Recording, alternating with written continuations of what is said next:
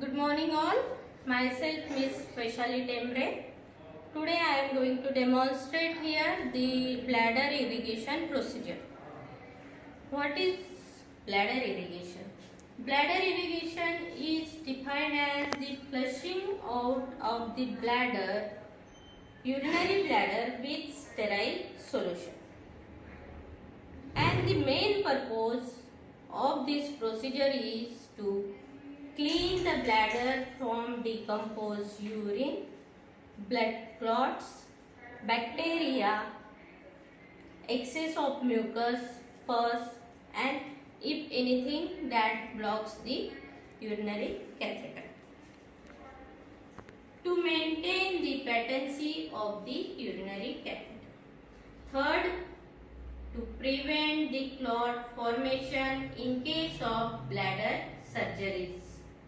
To prevent and treat urinary infection, to instill the medication in urinary bladder. Whenever there is indications, if it is required to instill certain medications, then it is indicated through the bladder loss. There are various types of the bladder irrigation, that is continuous bladder irrigation, intermittent bladder irrigation and manual bladder irrigation. These are the three types of bladder irrigation. In continuous bladder irrigation, we keep the flow of bladder irrigation solution to continuously keeps on flowing and simultaneously the urine flow will also comes out. Here we require the triple lumen catheter for this, and it is done commonly after the bladder surgeries like the TURP. Then intermittent irrigation. Intermittent irrigation is done in certain cases like hematuria and it is in this the continuous flow of solution is not kept. The irrigating solution is instilled for certain period of time. Then the catheter flow of urine is blocked and the irrigating solution is allowed to retain in the bladder for certain period of time, and after some time, the indicated time, the flow of the urine is started. Then the manual bladder irrigation, it is done the irrigating solution or the bladder wash solution is instilled and removed immediately after the bladder wash. The indications of this procedure are post-TURP bladder surgeries, that is transurethral removal of the bladder tumor, then clot retention, hematuria and prolonged catheterization. These are the few indications of these procedures. Then we will see the articles which is required for this procedure. We required to have two trays. One is sterile tray and one is the clean tray. A sterile tray contains the syringe, a ball with gauze pieces and artery forceps for the cleaning. We require gauze pieces for the cleaning purpose and a sterile towel to maintain the asepsis. Like we said, we have a manual bladder wash procedure. For that we require the asepto syringe. Asepto syringe that is for flushing out the catheter and taking out the bladder content. We require the asepto syringe, and the advantage of this asepto syringe is that it creates the vacuum, and whatever solution we instill into the bladder, it comes out when we release the pressure. We require sterile kidney tray for preparing the sterile solution. Then we require the irrigating solution. The irrigating solution also comes in ready-made form, that is 1500 ml of amount of NS. Then glycine solutions are also coming. Commonly we use the normal saline as a bladder irrigation solution. Then to keep on irrigating this, we require the sets, that is the irrigating set. If the irrigating set is not available, we can use the IV set for the fluid irrigations. We require 5 ml syringe to take the antiseptic solution, or if any antibacterial solution or certain medications are if advised during the irrigation, then we require the 5 ml syringe to add that solution. Then we will require the three-way connections so that we can use this, one for irrigating, one way for irrigating the solution and another for flow to maintain the flow of urine. We require Macintosh and towel to protect the bed linen, and antiseptic solutions are also required. We require measuring jar. This is the measuring jar. We are using this measuring jar to measure the output of the urine. This is required before the procedure and after the procedure also. Before the procedure, we have to measure all the urine which comes in the urine bag, and after procedure we have to measure the urine output, because from the output we have to minus the solution which we have given through the irrigation solution, and whatever the extra from the output we have to minus the irrigating solution, and remaining will be counted as the urine output. Then you require the kidney tray to discard the waste, or you can use the biomedical waste buckets. And the last and most important is you will require the IV stand. This is the IV stand. This IV stand is required to hang the irrigating solution, and with this IV stand you can maintain the height of the irrigating solution, because the irrigating fluid will go through the gravity. With the gravity the fluid will flow, and we have to maintain at least 18 inches of distance from the bed level of the patient, so that the fluid will flow smoothly with the gravitational flow. Okay, so we will start the procedure. There are three types of procedure, that is the continuous bladder irrigation, and intermittent irrigation, and the blood work. So first and foremost we have to check the doctor's order. So check that what is the indication and what is the doctor has prescribed. Sometimes the doctor prescribes the temperature of solution also. Like if there is a hematuria, bladder clots, or the patient who is coming immediately from the surgery, then we have to use the chilled solution for that. So it is very necessary that whether to use the chilled solution or the room temperature solution, that first and foremost we have to decide. So if it is not required, then you can use the solution which is available at the room temperature. Then check again that is there any medication is advised to be added in the irrigation solution. If that solution is advised, then you have to add the particular medicine in the solution also. Before starting the procedure, again you have to check the amount of urine which is in the urine urobag, which is before the procedure. Before starting your procedure, whatever the urine is available in the urobag, that you have to empty and record it, and keep the urobag empty. Okay, so and explain the procedure to the patient, that Mr. So and so, like his name is Mr. Soham. So Mr. Soham, I am going to give you the bladder irrigation. It is advised by your physician that as you are having this problem of the urinary, so it will help you to get cured. Okay, and this due to this procedure, whatever you are having problem with the catheter, like this urine is coming red and all, it will solve. So I am going to wash hand and coming back.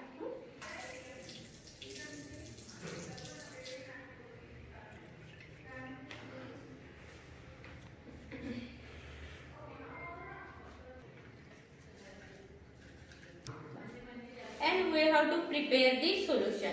In the solution, I have prepared this solution with the NS. This is normal saline and there is no indications or there is no clotting or something. So you can use the normal saline.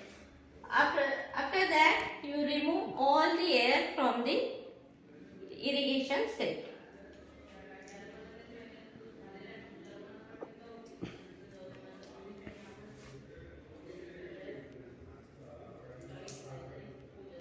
We are removing all the air from the irrigation set because the air should not enter into the bladder of the patient.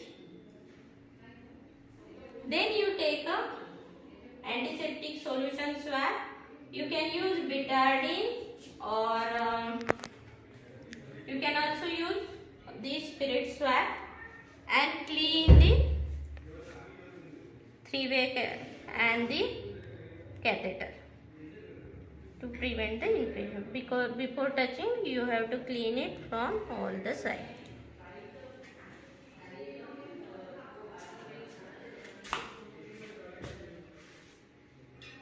After cleaning, you connect the irrigation solution. While irrigating solution on, you have to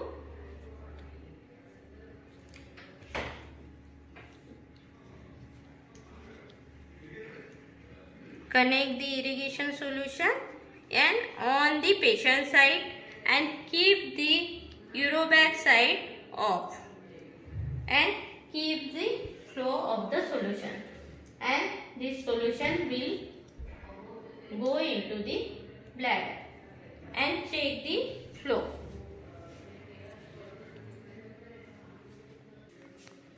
And check that the fluid is going in and the urine is coming out, and we have to measure this flow continuously. The fluid will go in and the output will come in the urobag. So we have to measure this patient's urinary output. Afterward, when we complete the procedure of irrigation, fluid will go in, the fluid will come in the urobag and this will go on continuously. And whatever solution you have infused, that you have to minus from the total output, and the remaining will be the patient's actual urine output.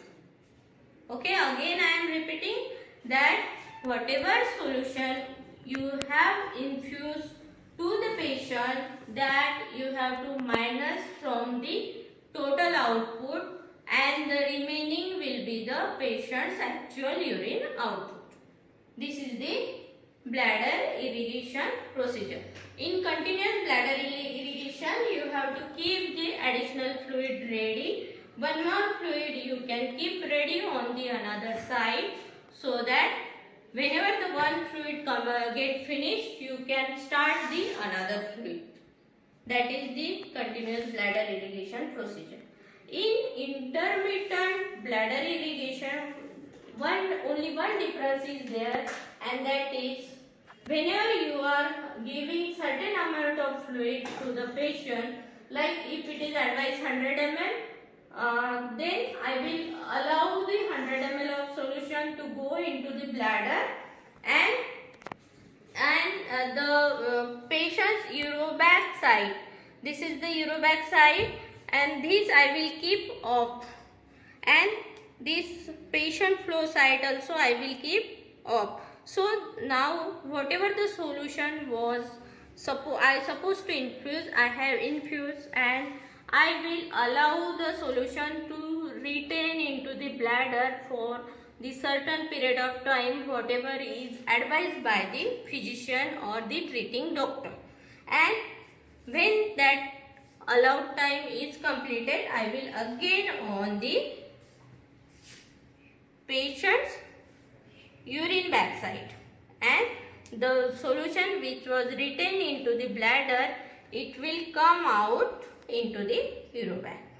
That is the intermittent bladder irrigation. So this was about the continuous bladder irrigation and the intermittent bladder irrigation. Now one procedure is manual bladder irrigation or manual bladder wash. When you require this manual procedure, whenever there is any block in the catheter or any, that is the manual procedure. There also you have to keep the drape on, and for that you have to. Now the third type of the bladder irrigation or bladder wash is the manual bladder wash or manual bladder irrigation. It is done only one time, and whatever the solution is infused, we will take out that solution immediately. For that we use the asepto syringe. This is the asepto syringe. It has got the bulb, and whenever we use this, it creates the vacuum, and we have to take the solution. For that, for taking the solution, you have to push this bulb completely. How much you will push, and the vacuum will be created. That much amount of solution it will come into the syringe, and you have to ensure that the tip of the syringe should be into the solution. Otherwise, the air will come into the syringe. Now you hold the syringe. This syringe is ready for use. Now I will do one procedure. I have to clean the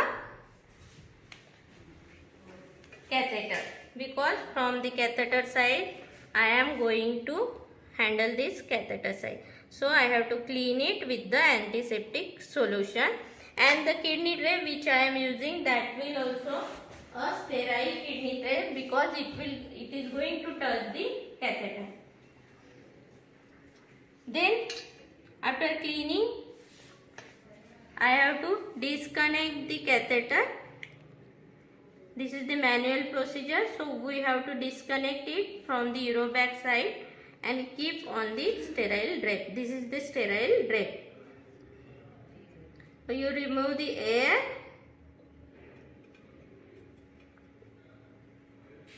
and connect the syringe, asepto syringe, with the catheter and infuse the solution. I am releasing the bulb. It will come out into the syringe. Whatever is infused, it came out into the syringe, because this is creating the vacuum. So it will, the solution whatever I have infused, it will come out from the bladder into the syringe. Then I have to disconnect it, and don't forget to connect the urobag with the catheter. Thank you. This was all about the bladder irrigation procedure. And bladder irrigation is the washing or flushing out of the bladder with the sterile irrigating solution.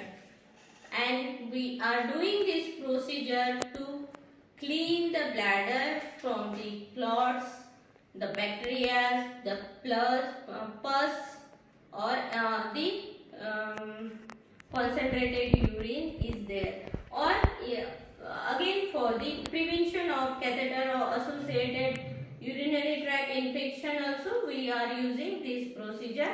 And this is a sterile procedure, and it is the duty of the nurses to follow the aseptic precaution while performing this procedure. And this procedure helps the patient to solve the problems like the catheter blockage and the to treat the hematuria. So it is very essential nursing procedure, and I hope you understood this procedure. So thank you.